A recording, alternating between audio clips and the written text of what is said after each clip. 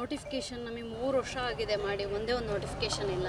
ಎಷ್ಟೋ ರೈತರ ಮಕ್ಕಳು, ಯಾರೋ ಬಡ ಮಕ್ಕಳೆಲ್ಲ ಅವರು ಓದ್ತಾ ಇದ್ದೀವಿ. ನಾವಿಲ್ಲಿ ಏನು ಮಾಡಬೇಕು?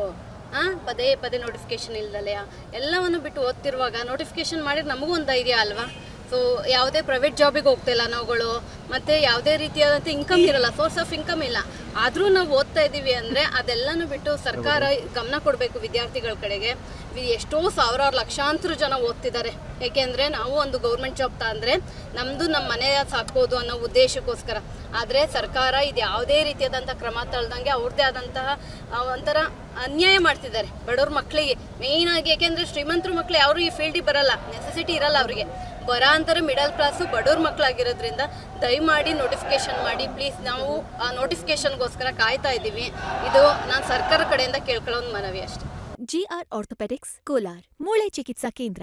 ಅತ್ಯಾಧುನಿಕ ತಂತ್ರಜ್ಞಾನ ಬಳಸಿ ಎಲ್ಲ ಮೂಳೆ ಸಂಬಂಧಿ ಸಮಸ್ಯೆಗಳಿಗೆ ಪರಿಹಾರ. ಜಾಯಿಂಟ್ ರಿಪ್ಲೇಸ್ಮೆಂಟ್, ಸ್ಪೋರ್ಟ್ಸ್ ಸಂಬಂಧಿ ಸಮಸ್ಯೆಗಳು, ಮೂಳೆ ಮುರಿತ, ಸ್ಪೈನ್ ಶಸ್ತ್ರಚಿಕಿತ್ಸೆಗಾಗಿ ನುರಿತ ಮೂಳೆ ತಜ್ಞರನ್ನು ಸಂಪರ್ಕಿಸಲು 7022532255ಕ್ಕೆ ಹಿಂದೆ ಕರೆ ಮಾಡಿ. ನಾನು BEd ಮಾಡಿದ್ದೀನಿ. ನನ್ನ ಮನವಿ ಏನು ಅಂದರೆ, ತುಂಬ ಇಯರ್ಸಿಂದ ಏನು ಮಾಡಿಲ್ಲ ಅಂದರೆ ನೋಟಿಫಿಕೇಷನ್ ಅಂದರೆ ಪ್ರಾಥಮಿಕ ಶಾಲೆಯಲ್ಲಾಗಿರ್ಬೋದು, ಸ್ಕೂಲ್ಸಲ್ಲಾಗಿರ್ಬೋದು ಏನಾಗಿಲ್ಲ ಅಂದರೆ ನೋಟಿಫಿಕೇಷನ್ ಆಗಿಲ್ಲ. ಯಾಕೆ ನಮಗಂತೂ ಗೊತ್ತಿಲ್ಲ. ಇವಾಗ ಎಲೆಕ್ಷನ್ನು ಅಂದಿದ ತಕ್ಷಣ 5 years ಒನ್ಸ್ಗೆ ಎಷ್ಟು 1 yearಲ್ಲೇ ಎಲ್ಲ ಒಂದು ಏನು ಮಾಡ್ತಾರೆ, ಸರಿ ಮಾಡಿಕೊಂಡು ಎಲೆಕ್ಷನ್ ಮಾಡಿ ಏನೇ ರಿಸಲ್ಟನ್ನು ರಿಲೀಸ್ ಮಾಡ್ತಾರೆ. ಒಂದು ನೋಟಿಫಿಕೇಷನ್ ಮಾಡೋದಕ್ಕೆ ಯಾಕೆ 10 ವರ್ಷ 6 ವರ್ಷ ತೊಗೊತಿದೆ ಅಂದರೆ ಸರ್ಕಾರ ಏನು ಮಾಡ್ತಿದೆ ಅದಂತೂ ನನಗೂ ಗೊತ್ತಿಲ್ಲ. ಆ್ಯಂಡ್ ನೀವು ಒಂದು ಯೋಚನೆ ಮಾಡಬೇಕು, ಏನೇ ಆಗಿರ್ಬೋದು, ಶಿಕ್ಷಣ ಅದೊಂದು ಮೂಲ. ಶಿಕ್ಷಣ ಇವಾಗ ನಿಮ್ಮ ಪ್ರೈಮರಿ ಸ್ಕೂಲಲ್ಲಿ ನೀನು ಕರೆಕ್ಟಾಗಿ ಶಿಕ್ಷಣ ಕೊಟ್ಟಿಲ್ಲ ಅಂದರೆ ಆ ಮಕ್ಳು ಹೆಂಗೆ ಬೆಳೀತಾರೆ?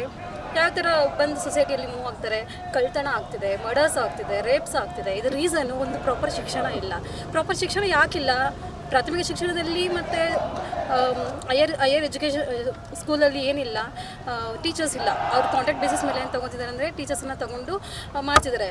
ಇವಾಗ ನನ್ನ ಈಕ್ವಲೆಂಟಾಗಿ ಅವ್ರಿಗೆ 60,000 80,000 ಸಂಬಳ ಬಂದು ನನಗೆ 15,000 ಸಂಬಳ ಬಂದರೆ ನಾನು ಯಾವ ಥರ ಪಾಠ ಮಾಡ್ತೀನಿ? ಅದೆಲ್ಲ ತಿಳ್ಕೋಬೇಕು. ನನ್ನ ಮಾತು ಸೀರಿಯಸ್ ಆಗಿ ಸಿದ್ದರಾಮಯ್ಯ ಕೇಳಲೇಬೇಕು. ಯಾಕೆ ಅಂದರೆ ಈಕ್ವಲೆಂಟ್ ಸ್ಯಾಲರೀಸ್ ಯಾವಾಗ ಬರಲ್ವೋ ನೀವು, ಕೆಲವರಿಗೆ ನಮ್ಮ ಪ್ರಿನ್ಸಿಪಲ್ ಮ್ಯಾಮ್ಗೆ 3,02,000 ಬರುತ್ತೆ ಅಂದರೆ 3,20,000 ಬರುತ್ತೆ. ಕೆಲವರಿಗೆ 15,000 20,000 ಬರ್ತಿದೆ. ಸೇಮ್ ಈಕ್ವಲೆಂಟ್ ಇರುತ್ತೆ, ಬಟ್ ಡಿಫ್ರೆಂಟ್ ಏನಿದೆ, ಆವಾಗ ಅವ್ರಿಗೆ ಜಿಗುಪ್ಸೆ ಬರುತ್ತೆ. ಆ ಟೈಮಲ್ಲಿ ಒಂದು ವೇ ಅಲ್ಲಿ ಏನು ಕೊಡ್ತಾರೆ, ಎಜುಕೇಷನ್ ಕೊಡೋದಿಲ್ಲ ಮಕ್ಕಳಿಗೆ. ಆ ಟೈಮಲ್ಲಿ ಏನಾಗುತ್ತೆ, ಮಕ್ಕಳಿಗೆ ಒಂದು ಯಾವ ಸಿಸ್ಟಮಲ್ಲಿ ಯಾವ ಏಜಲ್ಲಿ ಯಾವ ಎಜುಕೇಷನ್ ಸಿಗಬೇಕು ಆ ಏಜಲ್ಲಿ ಆ ಮಕ್ಕಳಿಗೆ ಸಿಗ್ತಾ ಇಲ್ಲ. ಅದರಿಂದ ಏನಾಗ್ತಿದೆ, ರೇಪಿಸ್ಟು ಆಗ್ತಾರೆ, ಕಳ್ತನ ಮಾಡ್ತಾರೆ, ಎಲ್ಲನೂ ಆಗ್ತಾರೆ. ಎಲ್ಲದಕ್ಕೂ ಮೂಲ ಯಾವುದು ಅಂದರೆ ಶಿಕ್ಷಣ. ಆ ಶಿಕ್ಷಣ ಚೆನ್ನಾಗಿರಬೇಕು ಅಂದರೆ ನೀವು ನೋಟಿಫಿಕೇಷನ್ ಮಾಡಬೇಕು. ಆ ನೋಟಿಫಿಕೇಷನ್ ಮಾಡಿದ್ರೇ ಅದು ಒಂದು ಪ್ರಾಪರ್ ಏನಿದೆ ಅಂದರೆ ಪ್ರಾಪರ್ ರೋಲ್ಗೆ ಅವರು ಆಯ್ಕೆ ಆಗ್ತಾರೆ. ಈ ಮನವಿನ ನೀವು ಕೇಳ್ತೀನಿ ಅಂತ ಹೇಳ್ಬಿಟ್ಟು ಮಾಡ್ತೀನಿ. Thank you.